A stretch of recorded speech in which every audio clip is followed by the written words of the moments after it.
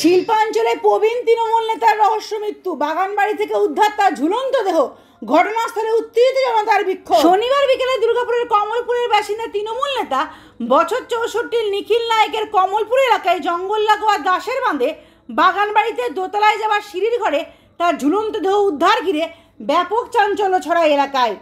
খুনের অভিযোগ তুলে উত্তেজিত জনতার বিক্ষোভ দেখাতে শুরু করেন। পরিস্থিতি সামলাতে ঘটনাস্থলে পৌঁছায় দুর্গাপুর থানার বিশাল পুলিশ বাহিনী ও কমব্যাট ফোর্স।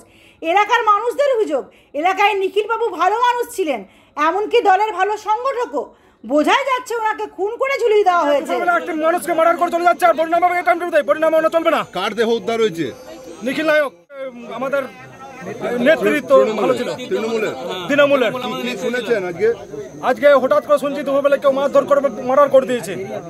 পুলিশ প্রশাসন তদন্ত করে পরে দেখবে, সেটা বলতে পারছে না। মন্ত্রীরা আসুক, এমএলএ আসুক, তারপরে বাগানবাড়িতে মাংস ভাত সহকারে পিকনিকের আয়োজন করা হয়েছিল। তাহলে প্রশ্ন উঠছে সেখানে আর কারা কারা ছিল?